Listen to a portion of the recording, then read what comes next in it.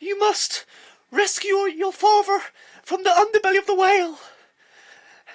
And in order to propagate meaning in this life, one must truly, truly speak with precision.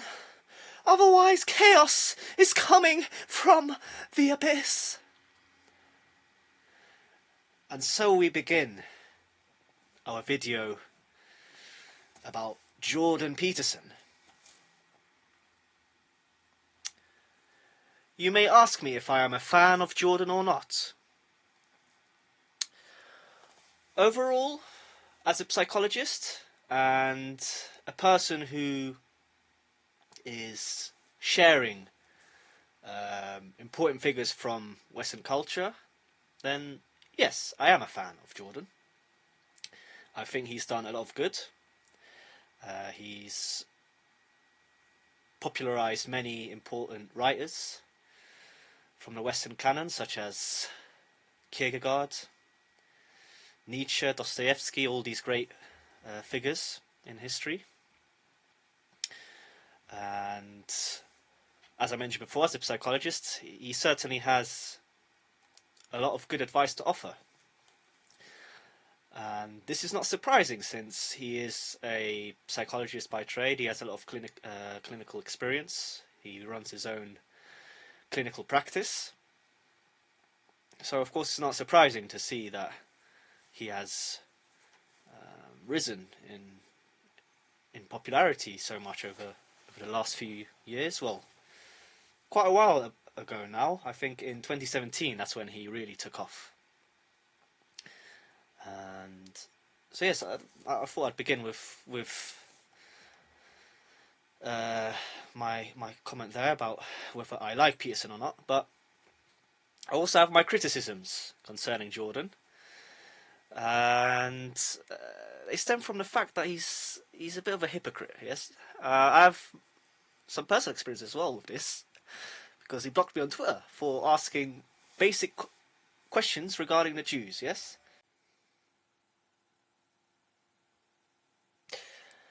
Let us continue then with my analysis of Peterson's book. And it's called The 12 Rules for Life. Of course, it's quite famous now, a multi-million bestseller. So the rules that stood out to me were Rule 1, Rule 4, Rule 7, Rule 8 and 10. But I grouped Rule 8 and 10 together, since they talk about essentially telling the truth.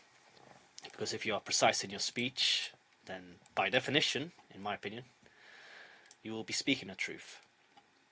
It's when you are hazy and unsure, yes, about what you are speaking, and that's when usually you are inaccurate and you don't tell the truth, you tell a lie.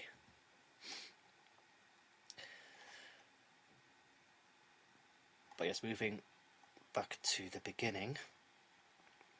So Rule 1 talks about the lobsters. So Peterson is famous for his discussion on lobsters and their behavior. Yes, so when one lobster loses, he subsequently is quite inhibited, he's poor in posture. He has lower levels of serotonin as a result, whereas the winner, of course, is big, strong, arrogant, yes. And using this story about lobsters, Peterson shows us that we have this primordial structure in our brain. It's a calculator of sorts that assesses where we are in this social dominance hierarchy, as he likes to call it. And there are a lot of jokes about this as well, where Peterson talks about it and people make fun of it.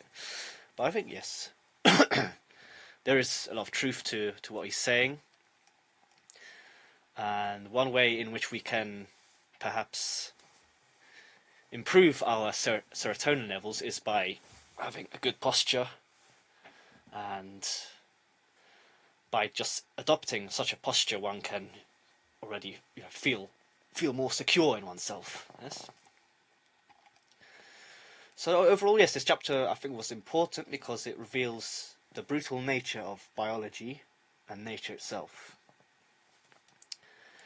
The only way forward is to really accept one's lot, not to complain, and to become strong with Jesus. Yes, that's the way forward.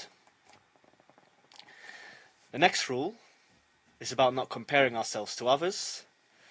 So here I mentioned in my article the famous witty quote by Oscar Wilde: "You should just be yourself, since everybody else is already taken." It's a very witty quote. But the most important part of this chapter, I think, was his discussion on sustained inattentional blindness. So this was really interesting to me. It's about an experiment where the participants are viewing a video, and then something randomly appears out of the ordinary, and usually most of the time the participants actually don't notice this happening on the screen. Yes, this abnormality. So for instance, one video shows a ball game taking place. I think two people are throwing a ball at each other, something like this. And during it, a gorilla randomly appears. He beats his chest like this. And some of the participants noticed this, others didn't. So this experiment, it shows that our vision is not always accurate. And it's not accurate because, using Peterson's words, it's expensive, yes? Psychophysically expensive and neurologically expensive. So, I guess the moral behind this story, the rule behind this whole experiment and what Peterson talks about, is to really focus our vision on what matters to us and not on petty things. Yes. The next rule, Rule 7, is a famous one as well from the book. It talks about what is meaningful, about that we should pursue what is meaningful, not what is expedient. So here Peterson talks about Socrates and Cain from the Old Testament, Christianity in general as a whole, and of course, most importantly, Jesus Christ, to bring home the thought that we should really strive to pursue what is meaningful and delay our gratification for more base desires. Yes, as only then will our life become more bearable. This time in this chapter, I thought the most important snippet of information was the stories from the Gulag Archipelago by Solzhenitsyn. And these stories, they describe what happened to the people during their time in the Gulag camps. So, as you may know, they suffered from disease, from a lack of resources, from terrible privation.